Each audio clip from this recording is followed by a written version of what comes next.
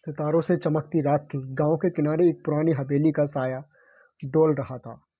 जिंदगी के शोर से दूर वहां एक अजीब माहौल बसा हुआ था, जिसने गांव वालों में भय और रहिश की बातें फैला दी थी।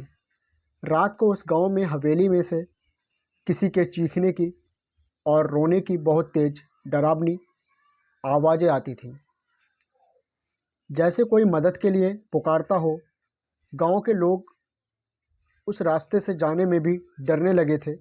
तब गांव के युवक विवेक और उसके दोस्त हर्ष ने मिलकर निर्णय लिया कि वे उस हवेली में रात बिताएंगे और उसकी रहस्यमयी कहानी को सुलझाने का प्रयास करेंगे। रात का समय आया और वो हवेली की ओर बढ़े। दरवाजे की ध्वनि से ही उनका हृदय कांप उठा, लेकिन उन्होंने अपना निर्णय दृढ़ रखा। हवेली के अंदर उन्होंने अजीब सी छायाएं देखी और वहां से गूंजती हुई सनसनाहट की आवाज़ें आ रही थीं। विवेक और हर्ष ने धीरे धीरे एक कमरे की ओर कदम बढ़ाए। वहां कुछ पुराने बर्तन पड़े थे। एक खिड़की से चांदनी की किरणें उन बर्तनों पर झिलमिला रही थीं। तभी विवेक और हर्ष की नज़र उन बर्तनों पर गई तो उन्हें वहां एक लड़की बैठी हुई दिखी, पर वो सिर्फ चमकते बर्तनों में दिख रही थी। विवेक और हर्ष डर गए, क्योंकि वो एक आत्मा थी। तुम कौन हो? विवेक ने डर के साथ सवाल किया। उन बर्तनों से आवाज़ आई, मैं एक विधवा महिला हूँ जिसे यहाँ छोड़ दिया गया है। मेरा नाम मनीषा है।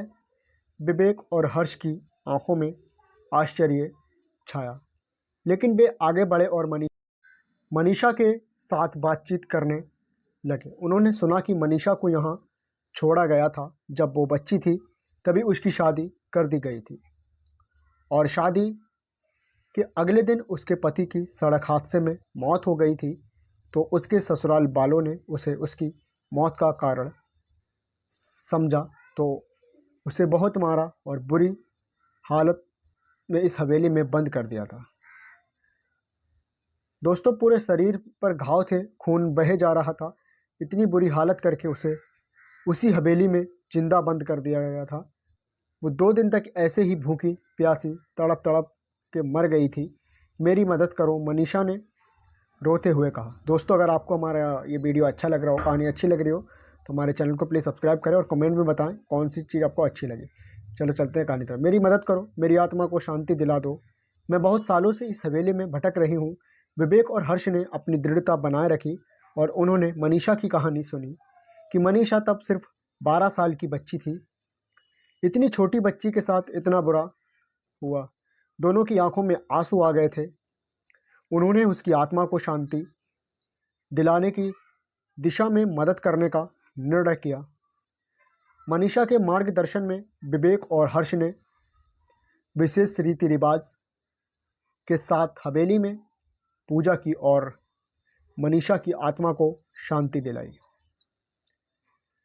हवेली में से आवाज़ें आनी बंद हो गई थीं। गांव में भी डर का माहौल खत्म हो गया था।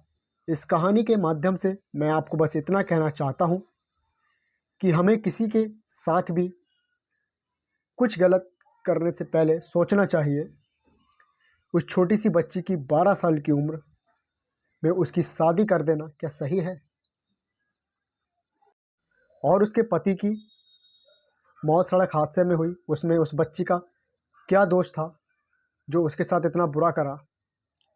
इतनी उम्र की बच्चियों को तो शादी का मतलब भी नहीं पता होता है। हमारे धर्म में लड़कियां देवी का रूप होती हैं और देवी के आने से घर में सुख दुख शांति आती है।